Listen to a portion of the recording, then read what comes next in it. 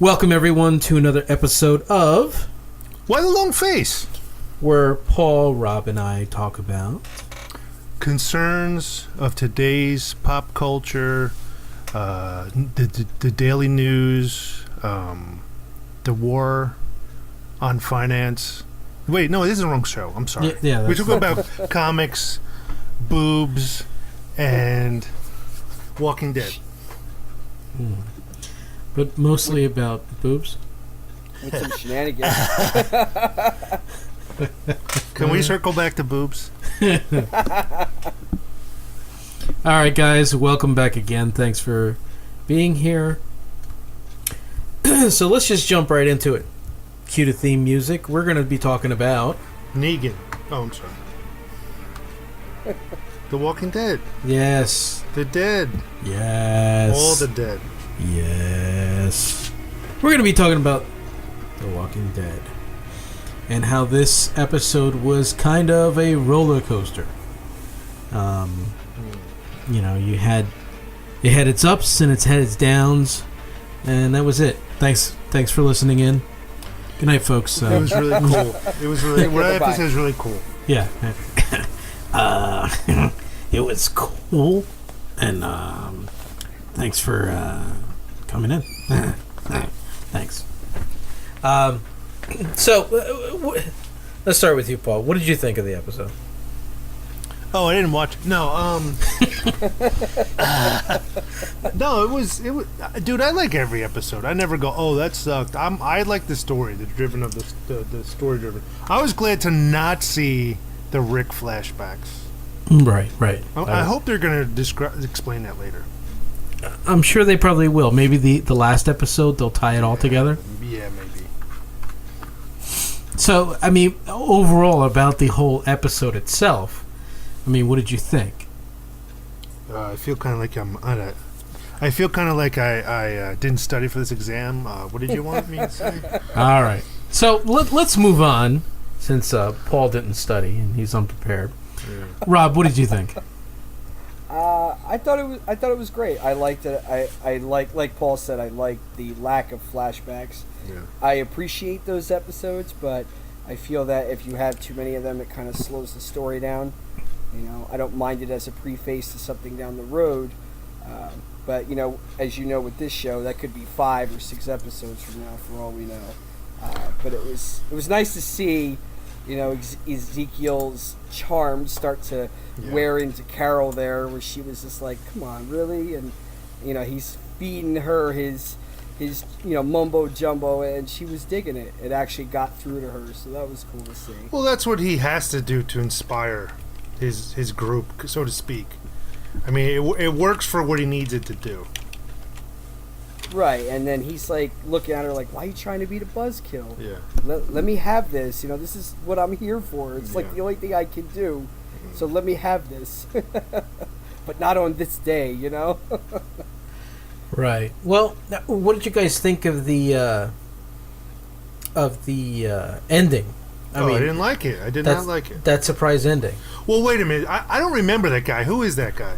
He's from season 1. Okay. He was part of the original group that split off. Yeah. Didn't want to go with them to the CDC. You remember it was part of the original group when Rick met up with Glenn. Okay. He was there with his family, so it was him, his wife, and the 2 kids. Mm-hmm. And then what happened was, as Rick was saying, okay, let's go to the CDC because it'll be safer there, blah, blah, blah. He felt, didn't want to go. Yeah, he felt, you know, he was like, maybe nah. I want to go my own way because they had already lost a couple of people, and I guess he was feeling a little unsafe, and he was unsure, so he said, you know. It's like, okay, here's a gun, and have some ammo, and good luck to you. Yeah, half a box of bullets, and said, have at it. And that was how far in the season 1 that was that from? I really don't remember that, dude. I'd have to see it. Really, like 3/4 of the way in, Michael? Not even. It was like half. It was like maybe 3 or 4 episodes in. That's was it? Yeah. What's the significance of him then? Other than what goes around comes around, so to speak. Well, I think it was more of a, you know, there's a lot of characters that we forgot about because they went off on their own. Yeah. And there can't be any connection between them because they've both been through so much. So what? Oh, okay. So we ran into you a while ago. Right, but I think the purpose of bringing him back is... They had a dick swinging contest, if you remember. He really didn't agree with his leadership, and they were kind of butting heads. Yeah. So I think the purpose of bringing him back was like, now I'm in charge, fucker. How do you like it now? To give... Yeah, I think what it was is more of a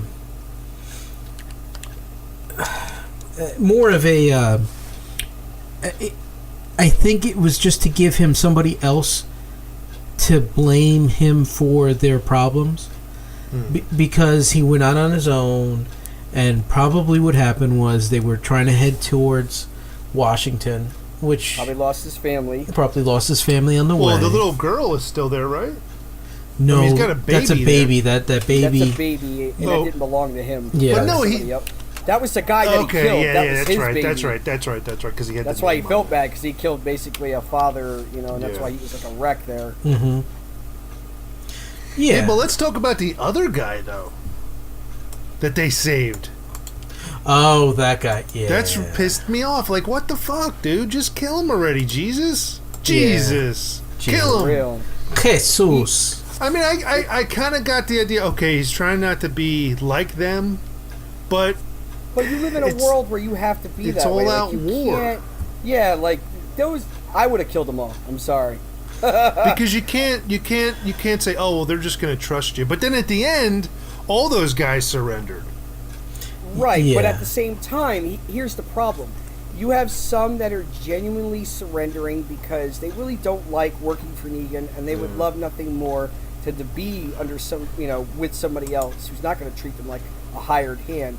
And at the same time, though, you don't know who is feeling that way and who isn't. So for me, I would have just killed them all because I don't live in a world. If I'm living in that world, I don't live in a world where I can take that chance. So I'm going to wipe you all out, and then I don't have to worry about who's really on my side.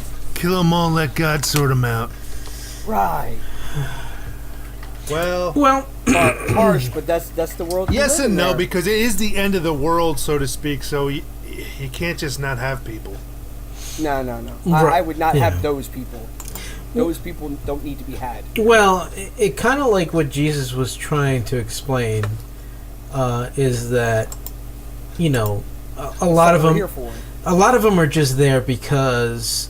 What else did you have? I'm here with Wayfair to show you know what guys I mean? You how to had make this nothing, awesome so indoor hanging you have nothing else there, and then you had to go with what was there. I mean, if you were given the choice of dying or joining this group, I think you would probably join the group because you had no choice. It's that prison mentality. When you go to prison, it's like, well, you either on your own and you become somebody's toy, or you join a gang.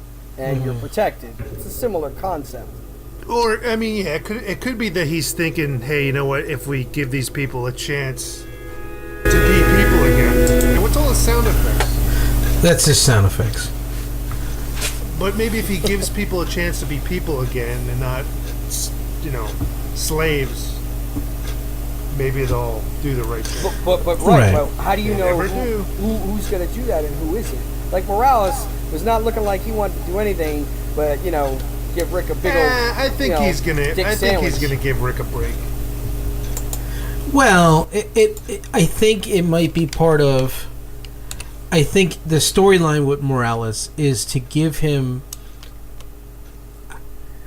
I think he, and if you see the trailer, Rick was in a prison, which was in a trailer. So in a trailer. And what happened was, I think Morales is going to be the one who gives him,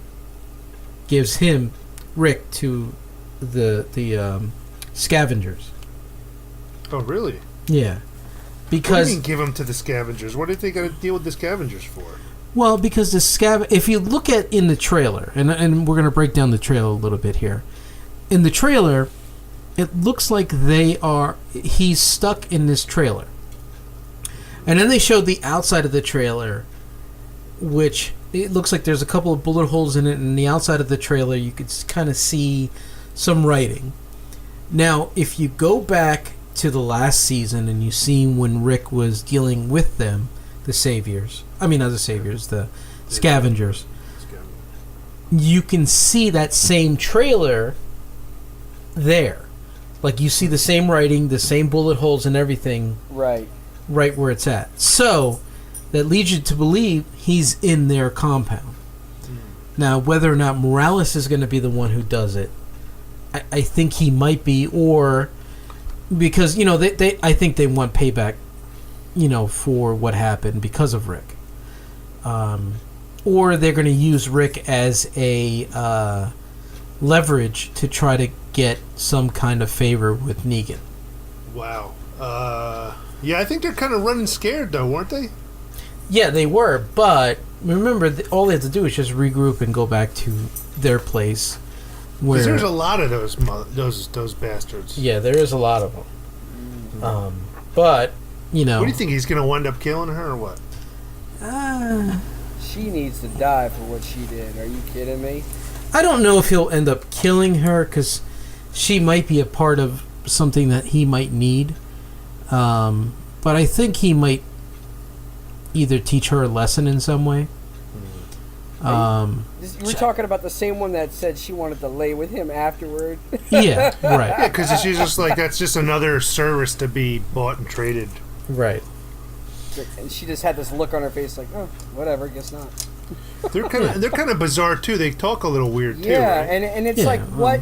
And that's what confuses me, because it's like, well, why would you speak like that? It's not like the world ended 40 years ago. You're talking. Oh, wait a minute! They're like the junk bots from the Transformers movie, the Junkions. Or cartoon. The Junkions. Yeah, the Junkions. Yeah, they're like they talk in the old reruns. Yeah. Yeah, but that's my point. It's like this. They've only been in this world for a year, a couple years, and it's like. Yeah, how long is it? They haven't ever said it, have they? It might. What? It's been like maybe 2-3 years at this point. It's gotta be. But that's us just guessing. I think it's got to be like 4 years. Well, Judith looks like she's around 3 or 4. So that's what I'm saying. Yeah. They never actually gave it, and they probably do that on purpose. Yeah, of course. So they can't. Yeah. But wait. Now I don't know. But it's like, why would you develop a new dialogue like that in a couple of years? That doesn't make any sense to me. Unless you're just some mental patient that came out of a facility, and then you just, everybody else picked up your weird way of speaking. Right. Here's a curveball to what we're talking about. They said, or I read somewhere, that there may be a possibility of a crossover between Fear the Walking Dead and then what's his name, the redhead dude. Yeah. Who's that guy? Fear and Abraham. You're saying? Abraham. Yeah. Yeah, Fear and the Walking Dead are having a crossover. There is no. Well, they're gonna just that, but not like the main guys. Just Abraham. Maybe a couple others. I don't know. Right. Yeah. Well, it could be. I mean, it could be Eugene and Rosita. Well, they're going to need they were some on their sort of crossover, because the characters on Fear are not really. They don't feel memorable. Like they don't. Like, you don't get involved with them like you do with the. Well, have you been watching it? I have, when I've been able to get get into it. The first season really is kind of, you feel that way. The second season starts to get a little bit better, and then I don't know, what's it on the third now? It's on the third. It kind of goes up and down. You start to kind of have your favorites on that show. Okay, I have to get through the second season. Yeah, so. The first season was kind of rough. It was like, why do I care about these people? But the second season, they kind of get. They start to be more like the regular Walking Dead people, where they're finding out their niche in that new world that they're in. And you're starting to like them. Yeah, because they felt very wooden in the first season. Well, because they have big shoes to fill, so it's kind of hard. But it's a prequel, so that's what you kind of think it's from before. Well, right, and I understand that. And for people that are used to an action-driven zombie-laden episode, like the traditional Walking Dead episodes have been for a long time, it feels slow, but I appreciate the story. I like storytelling, so I'm okay with that, because I want to know how it started and where it came from. It just feels like the characters, you can't really invest in them, at least not in the first season. I haven't really gotten through the second yet, so maybe that is true. Yeah, I mean, they're a little more less action and more. I mean, like the main guy's kind of more devious. I kind of because he's kind of always has a plan, and we're gonna do this and we're gonna do that, and it's different. It's a different set of people. Because that's what got me into The Walking Dead in the first place. Like I'm not a big zombie guy. Yeah. You know, like I could take them or leave them. If I watch a good movie with them, hey, cool, great. But I'm not. You know, like I had friends that were zombie nuts that were like, oh, they're gonna make a Walking Dead series. Ah, and I'm like, that's cool. You know, so like I didn't even get into it for like 3 or 4 seasons, and like I said, I was working one night and I happened to be able to catch an episode, and what got me were the characters. You know, how different they all were from each other, how likable they were. Like, you invested in them very quickly. Like, 3 or 4 episodes in, you were like, oh man, he bit it? Yeah. Nah, it sucks. You know? Alright, well, let's talk about something that's going to blow your mind that I caught onto, and I don't know if anybody else did, but Just you, Mike. when Morgan got shot,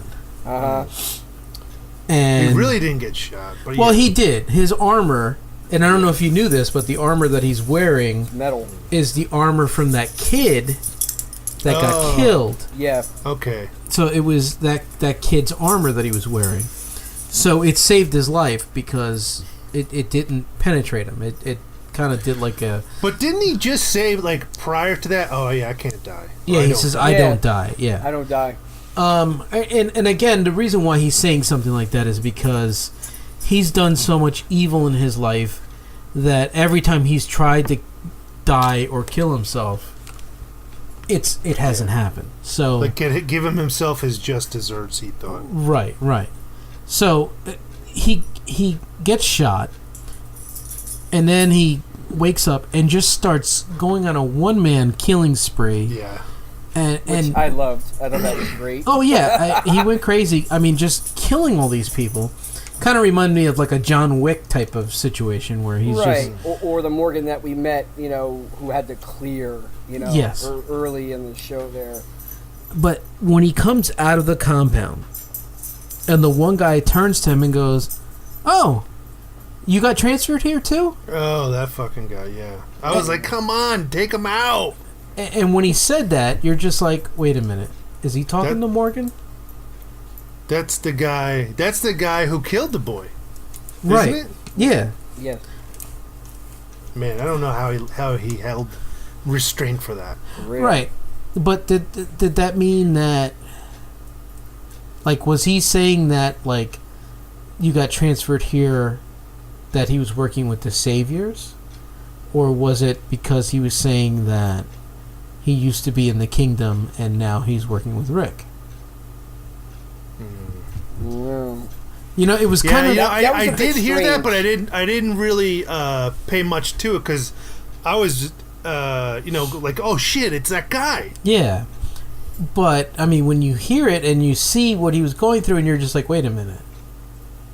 Like, what does that mean? Like, why did he say something? I don't know. Like I don't know if there's much to that. I don't think there's as much as you might be thinking. I like think he's maybe he was involved with them and we never knew, kind of thing. Yeah, I think he's thinking, oh, you're with Rick's gang now too. Yeah, I don't know, but I maybe I am reading too much into it. We'll see. But it was one of those things where you're just like, oh man, can you imagine if he was like a double agent? Oh, that would be so messed up. Yeah, I don't know. That's kind of fucked up. It is, but it's still cool to think about. I mean, it would be kind of messed up. Unless he worked with them for reconnaissance purposes, where he was involved with them just to get intel, and not necessarily because he was part of them per se. Yeah, that could be too. You know, that could be it too. I mean, because there was a long period where Morgan vanished, and we don't know where he was, what happened to him. We don't know who he was with. He obviously survived. Yeah, I for a kind very of think long it's. time. I think it's like him between the two different organizations. I don't think he's a double. Who knows? I mean, they always seem to be able to wow us with something. They sure do. do. Turn it. The way we didn't think it was going to turn. So. Yeah, and then I mean the other thing that really got you was Aaron and his boyfriend. They got shot. Yeah, well, you knew when they started paying attention to him. Yeah, That's my wife. He's gonna die. He's gonna die. Like a red shirt. Yeah, Right. But he was doing good. He was pretty badass there for a while. He was letting them have it, and it was funny because I picked up on what they were doing right away, where they were like, and then she was like, "Oh wait, they don't have to come in," because that was the whole point, was to wait until the bodies that they had already killed come back to life. See that. I didn't see that coming until she said it. I totally saw that coming. And my wife and I were watching, and I said, you know what? I said, they don't have to go in. I said, how long do you think it's going to be before they come back to life, and then they're screwed because they're pinched straight in that bottleneck? Yeah. Mm-hmm. Yeah, they're using the zombies more as weapons a lot this season. Right. Yeah. Which is great because it gives them another another avenue for the zombies instead of them just gnawing on people. So when she said that and he bit her right in the neck, I was dying. I was like, ah. But they used it back on them too, because they opened that door, the explosion, and they all came out and they were all messed up over it. Mm-hmm. That was how it opened. They seem to be using the hordes a lot, and trying to guide them like they did to the compound. That seems to be, becoming a weapon of choice. Yeah. Yeah, I thought it was... Like, the whole episode, and I know we're just jumping around and not really keeping to a sequence. We're getting to the good parts, Mike. Yeah. I mean, when Rick and Daryl are trying to look for the weapons, which I thought was a setup, because, they're going through this building and they can't find any weapons. Yeah. And then when Rick finds the little girl, but doesn't know it's a little girl, fights that guy because the guy is just trying to protect his daughter. Yeah. And, he kills him, and then when he goes in the door and he sees the little girl, one of the most overused cinematic trick that they did was have him looking in the mirror. Because whenever somebody is guilty of doing something... It's like, what have I become? Yes, the old cinematic trick is show them in the mirror. Show themselves. Right. And Rick's looking at himself and he's just like, oh, God, like, what have I done? Like, what have I become? Essentially, that's, could have been Rick because he has a daughter, and that could have easily have been him, and I'm sure that is eating at his mind.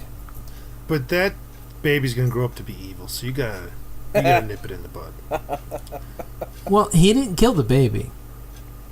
So, I mean, the baby still has a chance. But I thought it was a setup, too, because, again, he gave him all this great intel, and it's like, how much can you trust his information? Yeah, I don't know if it was a setup. I think they just, it was a lead up to let you know, hey, this isn't the precious, the precious cargo here is not weapons, it's the babies.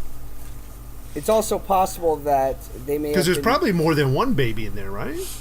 We only saw one. But also remember, Negan's not stupid either, and it's very possible that he's on to his little protege's plan there, and maybe he let him think the weapons were there, for the sole purpose of leading them there, to trap them. Because he's always been one step ahead of them. So who knows? That might have been done without him even knowing that he was giving them false intel. Because he's not dumb by any means. Well, yeah, that's the one thing you can't accuse him of, is being dumb. No, I mean, when you're in a trailer surrounded by, a horde of walkers and you are more worried about whether or not the person in there with you has shitting pants on, I don't think you got to worry about him being dumb. Well, he's like, because he knows that guy, compared to him, there's no contest. Yeah, well, he's learned that you have to assert dominance right off the bat to get things done, and that's always been his way. It's just, let me show you who's swinging the bigger bat. And Mike, does that work for you at work? It does. There's a lot of times where I put my bat right on the counter, and I said, we need that done right away, and they get things done. But what if the customer came in there like that? Well, the customer came in there with their bat. Yeah. I would have to show them who has the bigger one. Yeah, but their bat is always the right bat. But what if their bat was bigger, Mike? That's what I'm trying to tell you. Well, even if it was bigger, I wouldn't let on. I don't see your bigger bat. Sorry. That's gay. Sorry, I don't see your bigger bat. Yeah, but I was kind of up and down this whole episode because, they started off with, killing everybody and organizing all these raids. Yeah. Even though one of the raids didn't go as well as they planned, but, with... well, that's going to happen. Even the best well-laid plans, that old saying. Yeah. Ezekiel, had his plan not work out all that well. Hey, he wasn't too worried about it. No, not really. But not on this day. Yeah, but you got to remember, like he said to Carol, he's like, you got to fake it till you make it. Yeah. Yeah, pretty much.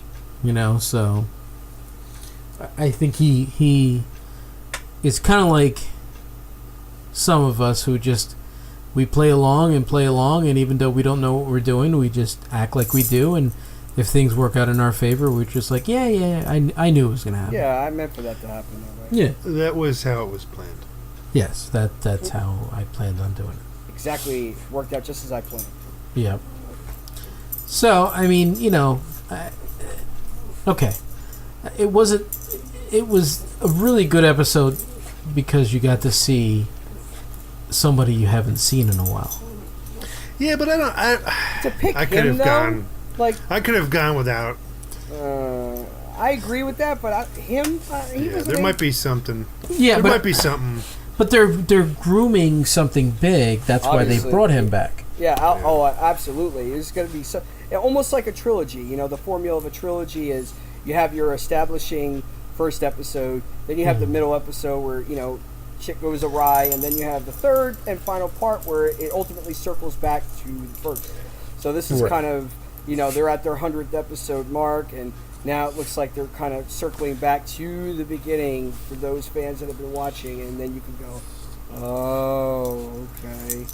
Right. So I'm sure that we're going to see more than just Morales. There's probably going to be a few more from early on that we're going to run across again. I don't doubt that. Of whoever's alive. Right, whoever's left. Yeah. Because we don't know what happened to any of them. Again, they went off and did their own thing, and some of them probably bit it very early, and others probably hooked up with others that were maybe similar to Negan or whatever. Yeah, I mean, I think in this world you find out that everybody kind of winds up running into, as weird as it seems, survivors will run into survivors again because there isn't that many people. I mean, there's still a lot of people, but there isn't that many people that can cut it in this world. Right, and so you're the bound. tough are going to run into the tough. Yeah. Right, and you're bound by a geographical location. You don't have cars that have a lot Yeah, of true gas. too. I mean, how far are they traveling too? Yeah. Right. It's like they can't really go very far, so they're within a radius of each other. So yeah, they're bound to run into each other again if they're still alive. All right, so we agree this episode was pretty much an okay episode. It was fair. No, it was good. It was all good.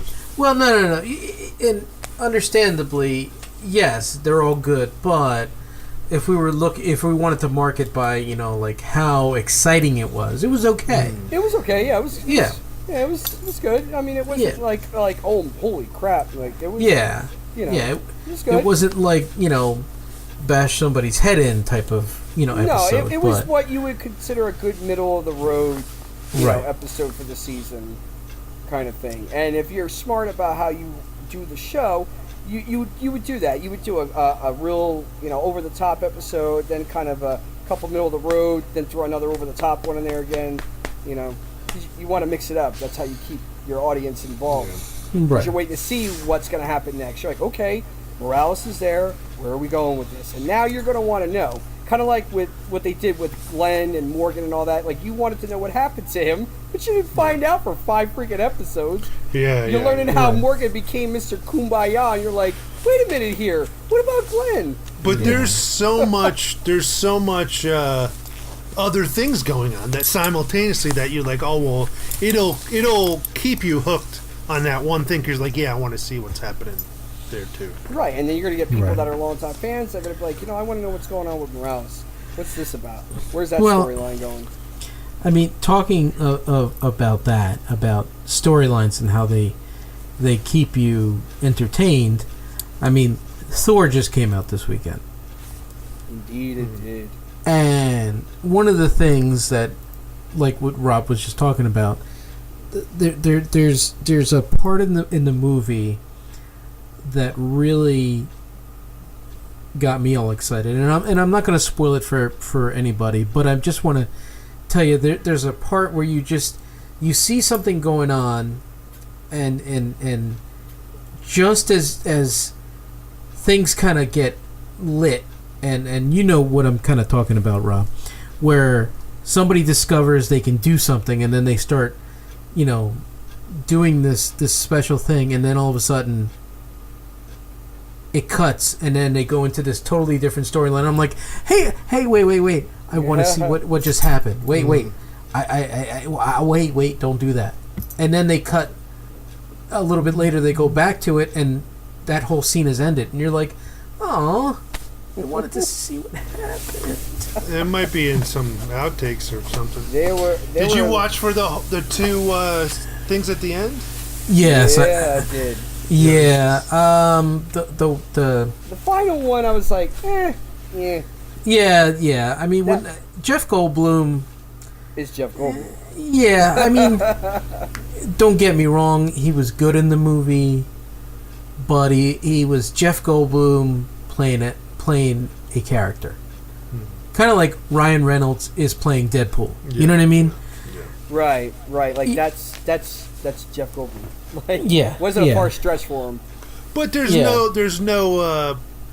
nothing to base the character on, because this is the first time it's ever been in Yeah, the that's movie, true. so Right, but still, again, when it's Jeff Goldblum, no matter what movie he plays in, it's Jeff Goldblum. You know what I mean?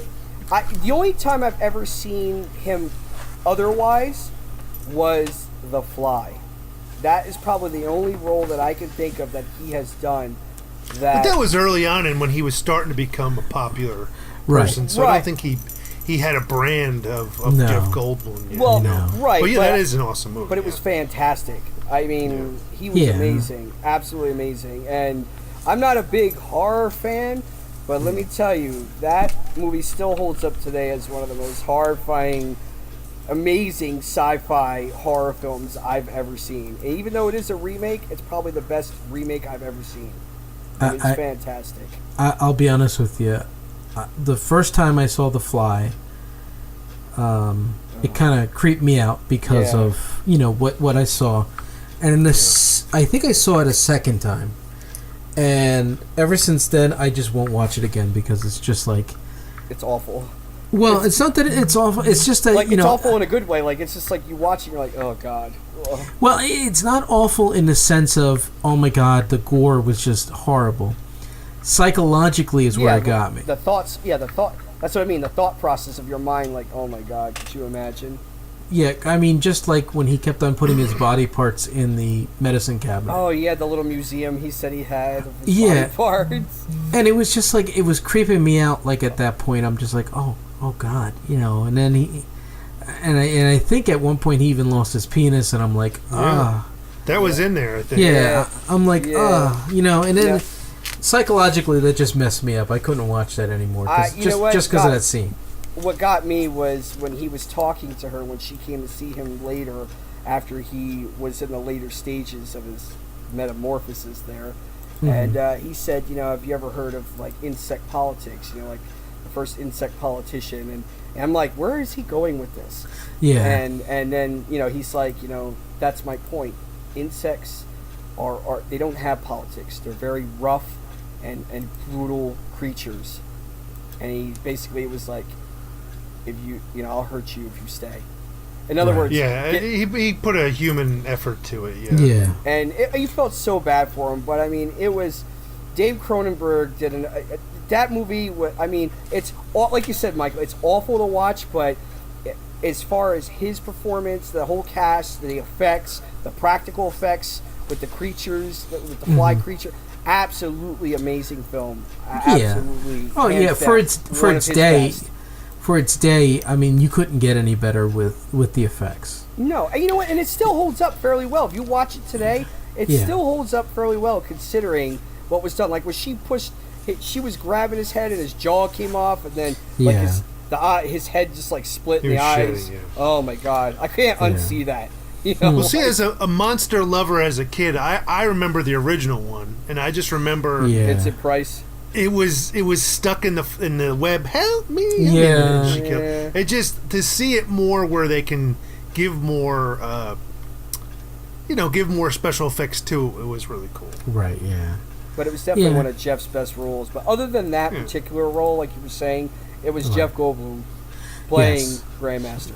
Yeah, and one of the things you might not have liked, because Paul didn't get to see it yet, so we're not trying to ruin it for anybody, so no spoilers at this point. But one of the things you might not have liked is that it's a big comedy. Yes. Yeah, it is kind of they did say it was. One of my friends did say it was really funny. Yeah. There's a scene in the opening with the chain where you see him hanging that I was dying. Yeah. It's like, what? Yeah, I mean, there's a lot of... I think it took away from the story because there was too much. It was a little more than I needed. I mean, it was great that it was there, but it wasn't... like when it's organic, like with the Avengers, because of the personality types that they had, and with Tony and all that, where some of them, they play off, because that's Tony's personality, that egomaniacal windbag. And for them to play off of those features, well, that's part of the character. It fits. But when you take somebody like Thor, who is, Asgard, and that's not part of his seemingly serious, demeanor, it just doesn't. There's again a couple things. Is one thing because like when he's on Earth and doesn't understand the dynamics, and he's drinking beer and things like that makes sense. But like to have him in his normal world and where he belongs, and to have all that unnecessary comedy, I agree, it was a bit overkill. Some parts are okay, but for the most part, I could have done without the excessive comedy, in my opinion. I agree with you. I think it took away from the story ultimately, even though it was a great I think movie. they liked the idea of the possibility of doing that to kind of break it, make it less serious. But then who knows, maybe to kind of cash in a little bit on the whole Deadpool comedy thrown in there too, kind of thing. Yeah, but that worked great there because it was true to the source material. That's why it worked perfectly. Well, just like the R rating. I think with Thor, if you would have made it a rated R movie, Disney would have lost a lot of money because the parents wouldn't have brought their kids to. Agreed. Absolutely agreed. And that's where I was going with the R rating with Deadpool. It worked because it was true to the source material, and it worked well for that specific character. But does every comic book movie need to be R rated? No, but this is Deadpool we're talking about. He's a savage.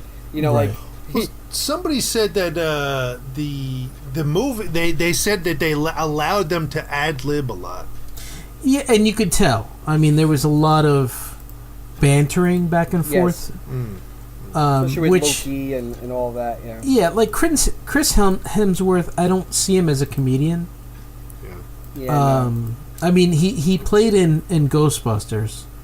Oh, God. You know what? I didn't even watch it. I know he was in it, but... Yeah, and his character was like a straight-laced character.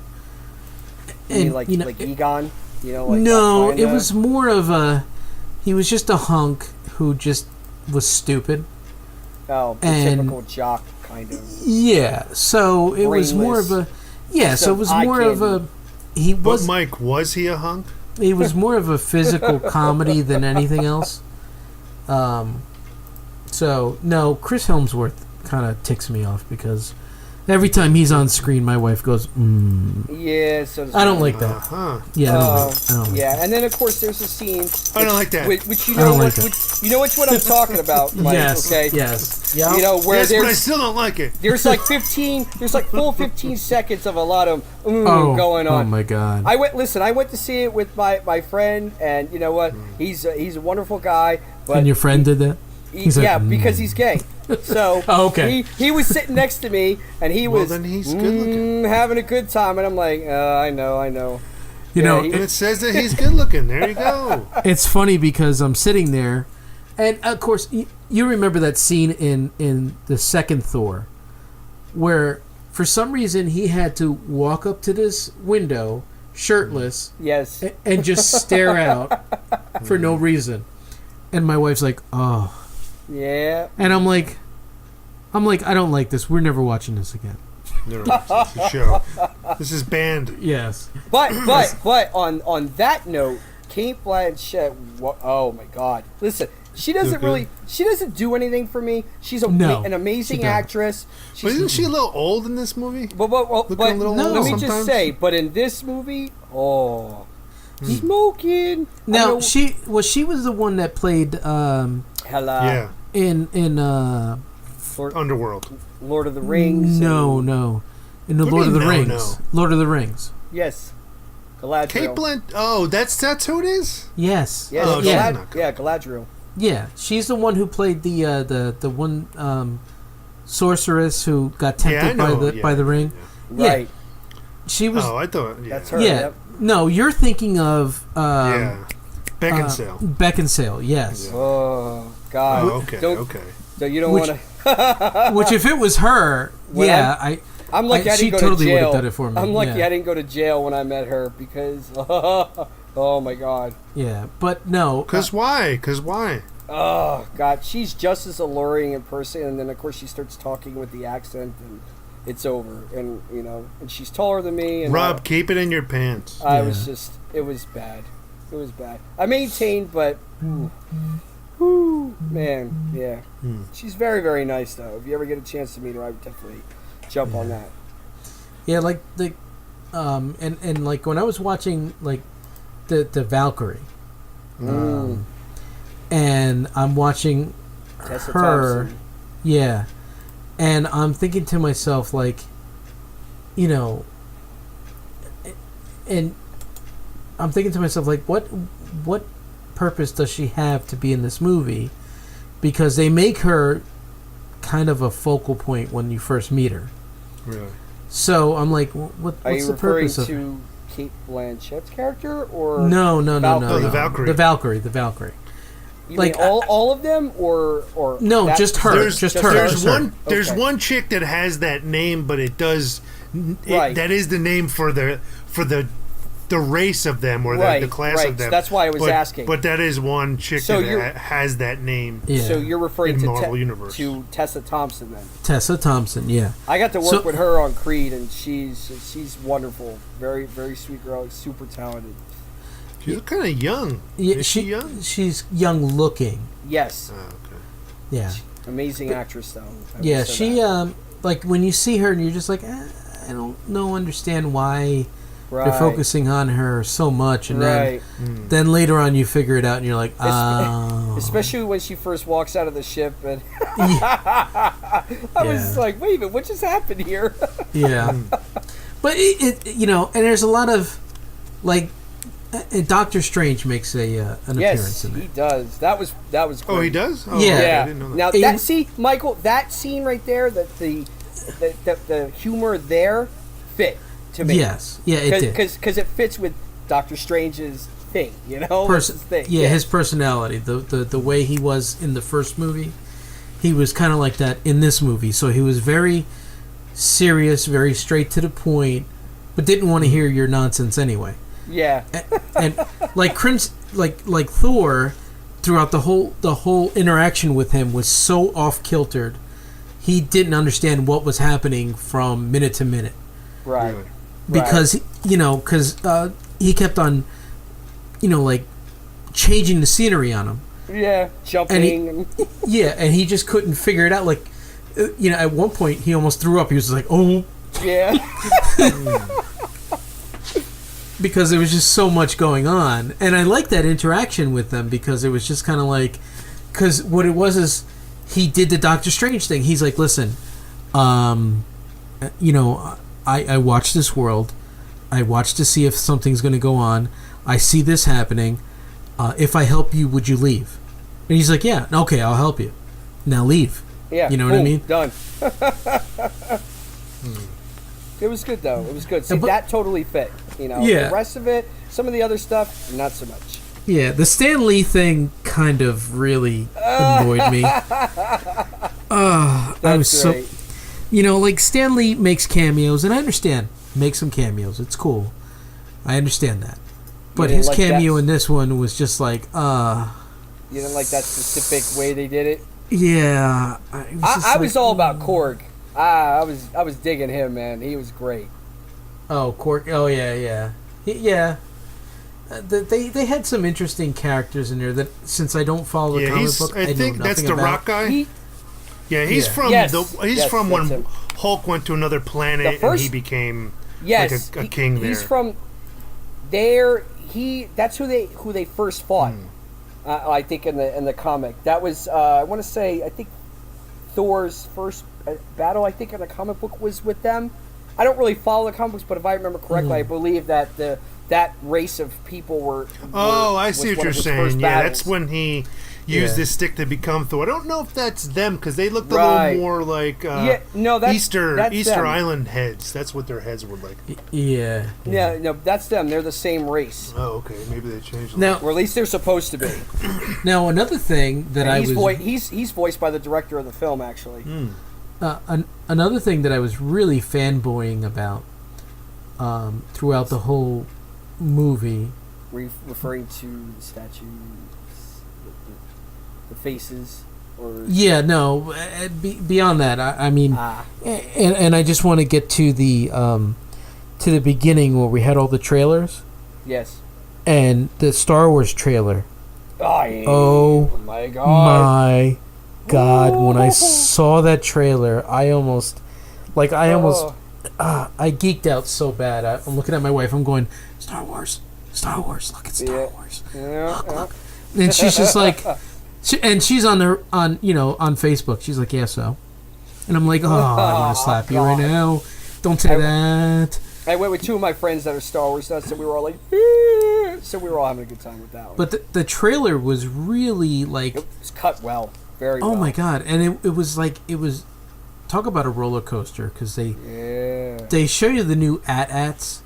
Oh, which- you see those things? Oh, they look Which brutal. they walk like, Oh yeah, I remember seeing pictures. They're like on their knees or well, they're something. walking like they right? were gorillas. Yeah, they're heavily armored. Ah, okay. Yeah. Heavily. So then you had that. Then you had the one thing where Luke Skywalker's talking to what's her name? Ray. Rey, and he's talking to Rey, and he's like, I felt this kind of power before, Yeah, it didn't scare and me one then. other, and it didn't scare me then, but it scares me now. But when he says that, you see like a Jedi Academy, and it blows up.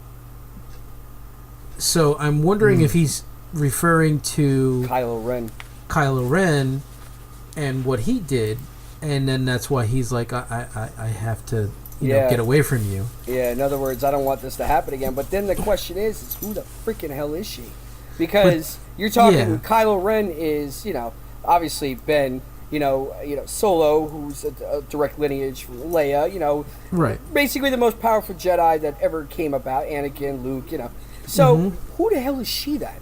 That's what's driving me nuts, because there's a lot of theories that she's a Kenobi and all this stuff, and maybe she's from the Emperor and all this crazy stuff, but it's like she picked up that saber and she felt the lineage that Luke had with that saber instantly, and there's obviously a reason for that. I remember watching the trailer for Episode 7, where you saw that saber handed over in the trailer, and as soon as I saw it, I went, oh, that's the saber he lost when he lost his hand. No way! Which I thought was great. I thought it was great that they included that. So why is she able to do that? She very quickly became very adept at using the saber and basically took down Kylo Ren, who wiped out all these people. Yeah, but remember when Luke wasn't he living with an uncle? Yeah. Yeah, in the beginning. Yeah, Aunt So Beru. maybe there's some family there. That wasn't his real uncle. Right. It was his step uncle, basically. Like, that was because his mom married, into that family. They weren't actual blood relation. Well, who's Darth Vader's father? They never. No, they never. He They didn't never have said. one. They just said didn't have he just came into being. If Yeah, you remember so in maybe- the prequels, that she's like, he was just there, you know, and it's like, he just, you know, spontaneously happened. But that's what she says. So Well, whether or not that's true is another story. Another thing that kind of got me was in the trailer, Kylo Ren kills Leia. That's what it looks like. That's what it looks like. And you know what? It makes sense. It does, but at the same time, that maybe because you know how the trailers are, they're never what they really, you know. Needs to die. They both need to die. You know, his but mother and his you know father, the thing with that is that they probably, if that is what happens, that is not how it was originally intended. That happened because of Carrie Fisher's untimely death. They decided to. I'm change sure they the had to story do that. Yeah. To do that to get her out of the story because she was planned for episode 9. But Yeah. again, I've learned with these trailers, especially for Star Wars, nothing is what it seems. Yeah, you never And know. even though it may look like that's what he's going to do, he may ultimately decide not to. For all we know, Kylo Ren may turn around and come back, and she may go to the dark side, and then she's the bad guy. Who the hell knows? You know, there's a lot of ways that they could go because they're going to have to change up the story at some point. I mean, you did see in the trailer, and the way it's cut is, she's saying, "I'm trying to find my purpose in this universe, Yeah, and show nobody me." wants me." And then all of a sudden, He puts his Kylo hand Ren out. puts his hand out, Yeah. and he goes, "I will teach you." So it's just Yeah. like, oh my God, are Right. you, And then it's like, But there was a little bit of dialogue between Luke and Darth Vader, kind of like, "Hey, maybe I could teach you," and then he was, you know, "Oh no." So it wasn't an automatic, you know, enemy type of a thing. But still, I mean, the way that the trailer's cut, and again, it's the way the trailer's cut, is that it makes you believe so much is going on that you don't want to believe. But what about there could have been? What do you think? Do you think that Darth Vader ever could have said, "Hey, Luke, come with me, and we'll, you know, we'll teach you. We'll do this." You think it was always 100% no? You think there would ever been a way for him to? It was always, nah, get out of here. I'm not doing that. I don't see that. Yeah, I think the problem is that because Ben had already poisoned his way of thinking, there was no coming back from already thinking of him as the enemy. So no matter what timeline you tried to go to where Luke was young or he's older, there's no way that he would have trained with Vader because of that. What do you mean poison? Poison too? Ben poisoned his way of thinking because he said to him, Whose way of thinking? yeah, Because he said that Vader Okay. betrayed That's what- and murdered his father. yeah, so Yeah. already he's already got that prejudiceness in him. So there's no way to really bond with somebody that you've already thinking or already is a bad guy. You know what I mean? He didn't even meet him, and he already had that in him. Yeah, but what if Luke had watched the other movies? I think Maybe if he'd see Luke would have watched what the other happened. movies, he would have already killed him. He would have said, I'm killing him, and then I'm going to try to find that guy that... Hey, I can build a robot. I can fly a spaceship. I can do everything. I'm going to kill you. Because there's no way you know how to do all that. What's all What that are- what are they? peeping? That's going my on? stupid-ass bird. Sorry. Oh, I thought... That's what it sounds like. So I'm like, wait a minute. How could there be Yeah, a bird? I No, thought- my I thought- wife walked in and she's screaming because she's an asshole. Oh, I thought somebody was putting their Not my fingernails wife, the on the bird. chalkboard. I thought somebody had their fingernails on the chalkboard. Oh, gosh. No, I don't think we would No, have been I able don't to think think so that. either. But I agree. I think he would have killed him already. You know? Yeah, and then he would have put himself in stasis, waited until George Lucas was born, and then murdered him. I'd like to see a movie or even like a TV movie of like the bounty hunters doing Well, stuff. they had something planned, but I think it got scrapped. Well, they just finished Solo, which Mhm. is the, you know, obviously the Han Solo prequel. Oh, so there I might be think they're going to some work stuff on. There's supposed to be a bounty hunter one in the works. Yeah. I know I saw an interview with Kathleen Kennedy this morning. But not just Boba Fett, because we've seen a lot of Boba Fett. I like to see like the others. as or a, him a working. race, Right. But I think they're supposed to do something with that. I saw an interview with Kathleen Kennedy this morning that they were talking about the future of Star Wars, the next 10 years or so. So they got lots of plans, including referring to the park at Disney and how it's supposed to be a mix of a movie set but with an actual like real world. So essentially you're supposed to be immersed. So when you walk into that theme park, you're basically walking onto some planet in the Star Wars system. Like you're not going to be able to tell the difference. That's how in-depth they want it to be. Wow. Yeah, well, Disney takes things and runs with it, so hopefully they can do a good job with that and they don't go the way of the Tron. What, you didn't like the Tron ride? Is that what you're referring to? No, not the Tron ride. I'm talking about the actual movie. Which, the first or Legacy? Both of them.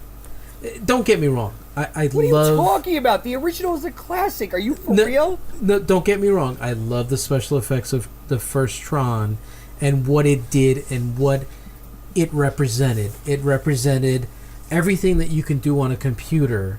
Nobody had ever seen that before. That was the first CGI film. And the people that worked on that movie went on to do bigger and better things. Absolutely. So that movie was pivotal to do that, but the storyline was just Yeah. You know what I mean? There was really not a big storyline there except for, Flynn has to try to get, his the rights back to his game so that way he could, show everybody that he really did those. But that's the whole good things. Versus evil. Come on. Yeah, but it was just a weak concept, and Tron itself, the movie, suffered because of the storyline. I don't think that's why it suffered. I think it suffered because at the time, geek was not chic like it is today, and computers and bits and MC, master control programs and things like that. They were things that were not well known to society, and I think that the movie was more geared toward people that were familiar with that stuff, and at the time they were not a very large populace, and I think that's part of what led to the difficulty of the film. Visually it was stunning, but the concept behind the film was foreign to many people that were not involved in computers, because computers were just starting to really hit their stride at that point where they became something that you would use for more than just work. And I think that's what made the film suffer, because later down the road when they did Legacy, it did really well. They were actually going to do a sequel until they decided to kill it, at the last minute. Well, Legacy suffered too because of the lack of story. I mean, it had a story, but it wasn't a strong story. Yeah. It was kind of... Could take it or leave it. I agree. I like the concept. They were hoping for their special effects would wow everybody too. Oh, this is great. Don't get me wrong. I saw it in the theater in 3D. It was absolutely beautiful. It was mind-blowing. But again, like you said, the characters were, the guy who played Flynn's son, he was all right. Yeah. It was. You know what it was. It was kind of like you have this fancy sports car, and somebody pulls up in it, and you're like, "Oh man, look at that thing! It's beautiful. Look at it!" And all of a sudden, some old guy comes out of it, and he looks like some old guy with like Bermuda shorts and like and the person that can afford it, you mean? Yeah. And he'll get out of it, and you're just like, what a disappointment. You're thinking some young guy or somebody dapper or somebody rich is going to come out of there that you would feel would own up to that persona, and it's just some, little old guy. So that's the kind of disappointment I felt. It was just like, oh. Well, Mike, in reality, those are the guys that can afford it. It's true, but I don't like my movies without a storyline. Yeah, Yeah, I've never been a big fan of Tron. It just never. I mean, I'm a computer guy, but it just never did it for me. Oh, come on. Yeah, the light cycle. That's just me. That's just me. Come on. The light cycle, that was beautiful, man. Are you serious? Yeah, it was kind of. There was cool parts, but I wasn't like, oh, I have to watch this every time it's on. I probably, as a kid, I was more of a monster guy than a science fiction type of guy, probably. Yeah, I've always been fascinated by sci-fi, and I think that just kind of fits into it, that whole, computer thing. But it's kind of like, remember when we were younger and we watched Automan? Yeah. Oh, yes. And everything fit on a 5 1/4-inch floppy. I mean, his whole program.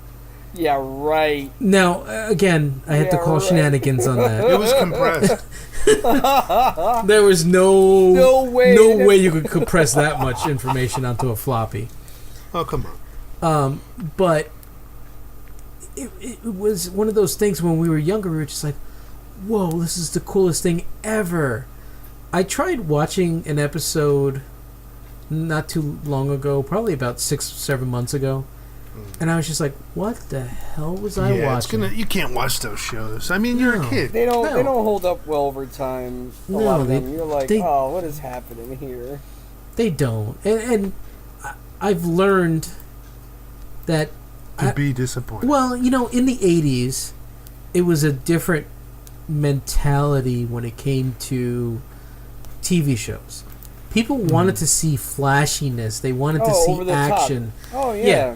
They wanted to see stuff. They didn't want to feel it. They didn't want to immerse themselves in a story. They just wanted their eyes to be busy.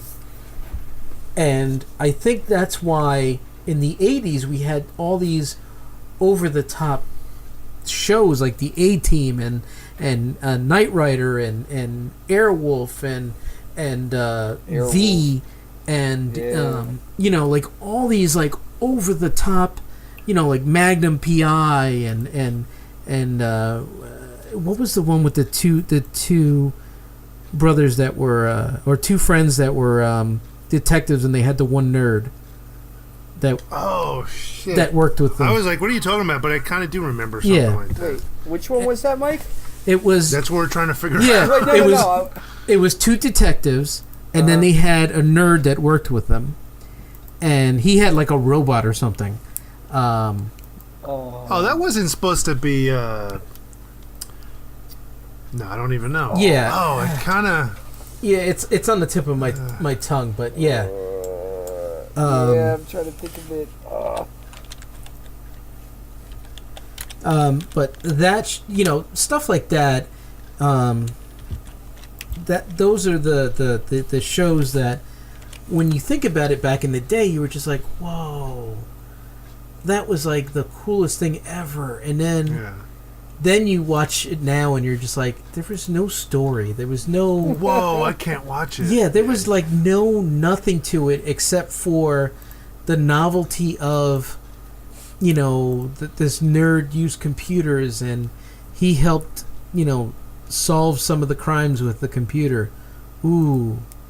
You know what I mean? Yeah, but then again, I mean, they didn't have. I mean, that was new for them. They couldn't do what they can do now. Yeah, so. I mean, just like they had one where it was a whole bunch of computer hackers, and they were helping out the government in some way, and they were helping out with, like, terrorists and stuff like that. And I remember the one kid was able to hack into the government grid so that way he could change all the stop sign, not the stop sign, the traffic lights, the speed limit signs, and slow the speed down so that way the cops could catch up to the one criminal. And I'm like, I don't know if I can believe that so much. A little far-fetched there. Yeah, I mean, there were a lot of shows that came out of the 80s that were wonderful and worth watching, and that, but others not so much. Like I always appreciated that stuff, but I also liked, like Tales from the Dark Side and all that other stuff that they got into. But that was story driven. Incredible Hulk. Yes. But that was story driven. I mean, yes, it was. When you're talking about like Tales from the Dark Side and what was the other one? The Tales from Crypt. Yeah, but that was more of an HBO thing. That wasn't like a regular show. Friday type the of thing. 13th, the series. Which one are you referring to? Oh, I like that one. That one was yeah, great. there was another one like Tales of the Dark Side. It was God, now I forget that whole series, but it was kind of just like that. But it was. Well, they had lots like that. The Twilight Zone, The Outer Limits. Yeah. A lot of them had. Well, those are the predecessors. Well, Yeah. but they also had reiterations as well. Like they redid the Twilight Zone in the 80s. And, Yeah, they did. and now they're doing it again. Apparently, they're redoing the Twilight Zone again. They redid it, and the guy got his head chopped up. And like, yeah, we can't redo this. Yeah, but and a lot Story of driven, things, like you said. Yeah, some it of was- them were amazing, and Yeah. some of them were terrible. Like I remember one, the girl, she was some sort of, I guess, a transient hiker, and this elderly couple took her in, and they said, "Oh, she makes me think of when we had the children here, and this and that." And they had this hidden room with a jacuzzi or whatever, and they're like, "Oh, this is our space or whatever." And she's like, "Oh, that's cool." And she went in there, I guess, by herself one time, and he's like, "What are you doing in this room? You're not supposed to come in there, and don't touch anything." And he's like freaking out, the husband, and the wife is like, "Oh, don't mind him," or whatever. And then she goes back in there, and she's like, "It's our anniversary," and she's like, "He's going to go to town and shop for our dinner, and blah, blah, blah. And, why don't you go ahead and make yourself comfortable?" And she goes to the jacuzzi, and then she comes in, and she gives her, a glass This is of a wine. TV show? Yeah. This is Tales from the Dark Side. So she gives her a glass of wine. Okay. It's like it's an their home. episode of it. Yeah, their home brew, and then she's drinking it, and then you can see she's getting really groggy, and then she comes in, she goes, "Here, have a snack or whatever," and she's like, "Don't worry about the water, it won't hurt it." And she starts throwing the vegetables in the water, and then the husband comes home, and they start throwing more stuff in there or whatever, and then next thing you know, she passes out in the hot tub, and he starts pouring wine in there, and all of a sudden she grabs this big spoon and she's stirring the hot tub. And then she's like, "Oh, we should share this with the children." And then you're like, "What?" And there was this little door with a keyhole that she was messing with and didn't know what it was for. And she had the key on her. When she was in that room by herself, she was looking at the keyhole going, "What is this for?" And then she had the key around her neck, the wife. And then she took it and opened it, and there were like 6 skulls in there. And then she's like, "I just love having the children for dinner." I was like, "What the hell?" Oh, so they ate the kids. Yeah, and so basically, and then the hot tub was basically not a hot tub. It was a giant, pot, basically, where they were using the cooker. And I'm like, holy crap. But you didn't really get it until, like, the end. Delicious. And you're like, holy God, this is twisted as hell. And then I'm sure Michael remembers this one. There was one that was called Inside the Closet. Oh, man. Hey, what does that mean, Mike? Mike, what does that mean? That was a period of my life I don't want to talk about anymore. Oh, okay. But it was like this horrible, like it was the stuff that your nightmares are made of as a child. There was like this little closet in the room, and the guy had this room for rent, and he was like a professor at the college or whatever. And he's like, "There's rules. There's no this. There's no that." She's like, "That's okay. I'm just here to study and go to school." And he's like, "Okay." So she goes in there, and she's like, "What is this little closet for?" He's like, "Oh, that was my daughter's closet. She lost the key years ago. It doesn't work. Doesn't open." And then she's in the room at night, and the door opens, and she goes and looks at it. There's nothing in there. And she's like, "What the hell?" And then she says to him, "I went into that closet last night." He goes, "I already told you, it doesn't open. It doesn't work." And apparently there was like this thing in there, and you hear it moving around, but you can't see anything. And then the next thing you see like these glowing red eyes like under her bed. And, essentially it's like a small demon, and it literally attacks her, jumps on her, and it's got these nasty teeth. I mean, it's I think Tom Savini did the effects for that. It was one of the most horrifying looking things I've ever seen on TV.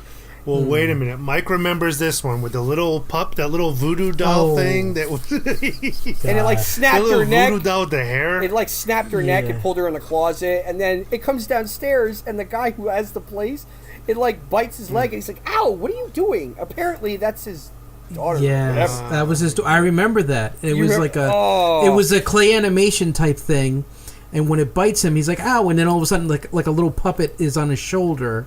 Yeah, he but picks it's it him. up. It's his. Yeah, but it's his daughter, and he's like, "Oh, Yeah. hi, honey," and he's like, like kind of. Oh, he remade her as a puppet or something. No. That's like whatever. She was a little beast or something. Yeah. Like she was born. Oh, that's what he. Yeah. called So then his he's like daughter. taking her up the stairs. He's like, "You want me to read you a story?" And he's like, "Yeah." You're like talking to her like a baby. I'm like, "Oh my god." Yeah. And this thing is like, like enjoying it. It's like, oh god.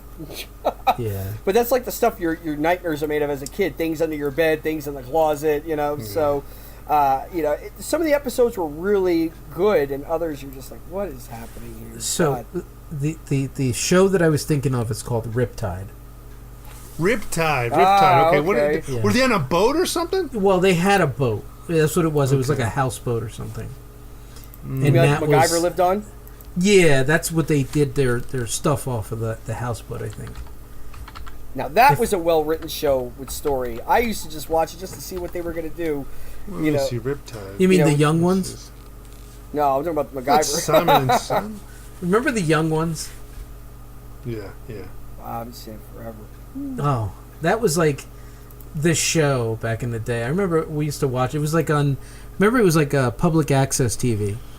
Well, no, it was an MTV. Well, MTV brought it over. Yeah, and then MTV brought it over. But I didn't watch that on MTV. I watched Remote Control on MTV back then. Yeah. Yeah, those were good times. Good times. Well, the one guy, it'll tie this in. The one guy on The Young Ones also played on the TV adaptation of Hitchhiker's Guide to the Galaxy. And there was one episode where the one guy opened the door and saw somebody or said something and made a reference to the other show, the Hitchhiker's Guide to the Galaxy show. Ah, okay. The guy that was the kind of the cool guy with the black hair. Right, yeah. So he was somebody on the TV show named. I'm like, I remember watching that. You don't remember watching the Twilight Zone in the 80s when they redid that for a while? You don't remember that? I think so. They had one that... to me personally, I don't think you can compare it to the original. No, absolutely you can't. But, they had some good episodes. It wasn't bad. Yeah. It was 80... when they have marathons, they don't put that on. They put the original. Oh, yeah. Well, the original is great. The original's on Netflix. I watch it whenever I get a chance to. Yeah. But the 80s one wasn't that bad. I remember they had one called The Switch, and it was a little box, and it had a switch in it with a dome that you could see through, and it was a little red button, and it had a keyhole. And they dropped it on the step, and they said, and they're like, what the hell is this? And I want to say, I think Mayor Winningham was in that one, and they're looking at it like, what are we supposed to do with this? And then... they got instructions later that said, if you push this button, you're gonna. They were in financial. They were stressed and they didn't have any money, and said if you push this button, you'll get $1 million. But the catch is that somebody that you don't know is going to die. And then they were playing with it back and forth whether or not to push the button, and they finally said, you know what, the hell with this. We don't know them, whatever. Yeah, the wife did it. Right, and then she pushed the button, and then they got the money. And then the next thing the next day, the guy came knocking at the door again. He said, I need to take the switch back now that you have your money. And she's like, oh, okay. What are you going to do with it? And he said, oh, don't worry about it. It's gonna go to somebody else that you don't know. Yeah. And then it freezed on her face like, oh, so that was the cycle. Basically, you pushed it, and then somebody died, and then they gave it to somebody else, and then you died when they pushed it. So right. It's like, So some of them were pretty good. They were all pretty good for the time. I mean, it was just very innovative way of thinking. I like Amazing Stories. That's what I was thinking of. That's what it is. Is that the one you were thinking of? Yes, that's what I was thinking. And that was a little... They didn't really have dark... No, they were more... No, it was over the top. Yeah, well, that was Spielberg. That was his series. And I want to say it ran for two seasons, and the show was great. I loved it. I loved the differential in the episodes. But I want to say I think they stopped producing it because they felt it was too expensive at the time for television. But it was a great show. Some of the stories were wonderful, absolutely wonderful. I mean, it was a well written show. It's a shame it didn't go further. The one that I remember from Amazing Stories was about this woman who financially was hard up, and she was digging her well, and something happened where the well. She actually broke through to something and like another world. Yeah, she broke through to another world, but they don't show any of the creatures. They don't show anything. All they did was every time she put something in the bucket, and then she would get money. Oh, Right. okay. So the I guess her boyfriend or husband, I forget who it was, got greedy and said, "You know what? I'm going to go down there, and I'm going to." And he had this like hazmat suit on. He says, "I'm going to go down there. I'm going to discover what's going on, and then I'm going to bring up whatever riches they have. I'll take care of them." So he went down there with a shotgun or something. So, she pulled him up like after a while, because at first when he went down, she couldn't pull him back up, and then she pulled him back up, and like after she got him up, like he's standing there, and then all of a sudden like the suit kind of like opens up, and it's just nothing but gems and stuff like that inside of it, and there was a note that was written. It was just like, we were trying to figure out what this new meal was that you sent us, and I think the only thing we could attest it to, I think it was chicken or something. And after that, she was just like, she was done. She was just like, I'm out of here. She never went back.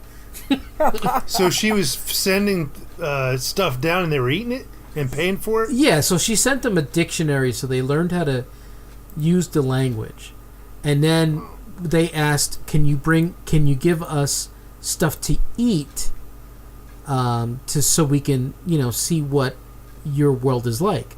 So she would send little meals and stuff like that and different things, and then write down what it is, or they would guess at what it is, and then they would send her money. So then he got jealous and he wanted all that money. And then that's when he went down there, and yeah, they ate him. And they said, delicious. They did. What I do remember about that show is that there were a lot of well-known names associated with the show. Yeah. Obviously because of Spielberg. Well, yeah, because and the one episode that I remember was the World War II one, I believe it was, with the plane, and they were doing. Yes. You know what I'm talking about. That right? was a good one too. Yes. With the animation where he drew the wheels and they showed up on the plane, and they were like, "What the hell?" Yeah, he. They were in the war, and he got stuck in the belly part of the gunner. Gunner's the bubble, gunnery, yes. yeah. So he was stuck in there, and they couldn't get him out. So they had to fly the plane and land, but the landing gear wasn't working. Right, it was So gone. So if they landed, they would have crushed him. Right, so they all knew that he was going to die. So they all were kind of saying their goodbyes to him.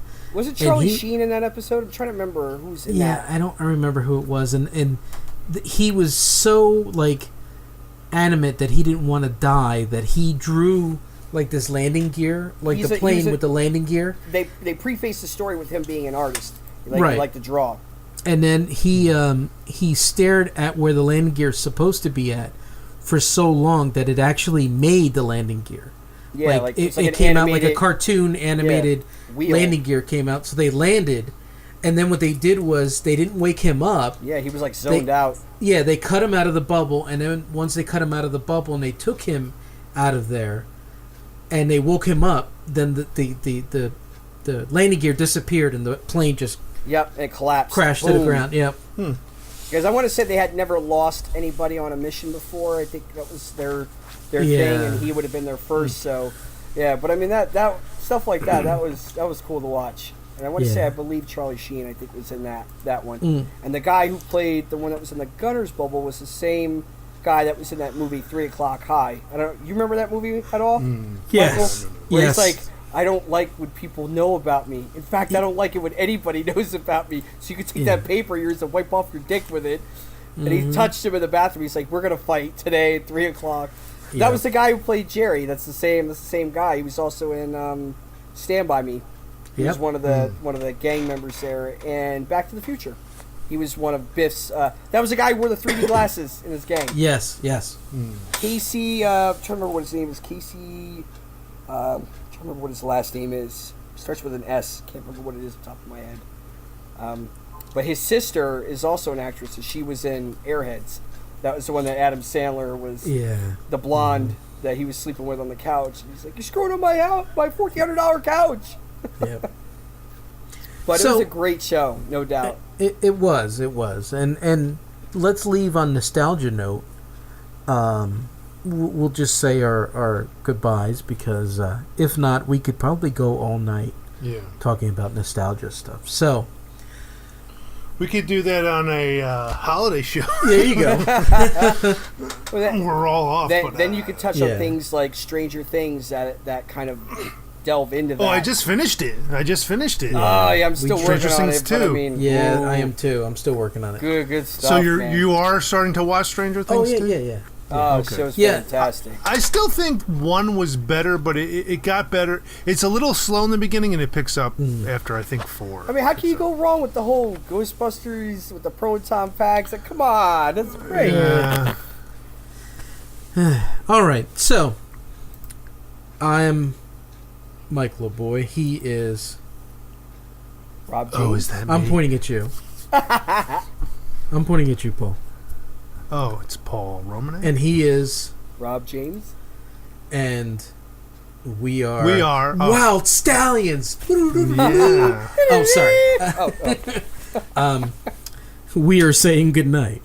Yes. All right, guys. Thanks for wasting some time with us. Yes, thanks for listening in and being part of our nonsense. And unfortunately, what happens is we just go on a tangent. But if you made it this long, you need professional help. Exactly. Don't you got anything else to do? Oh my God! All right, so. All right, folks. Thanks. Take care. Bye-bye. Adios.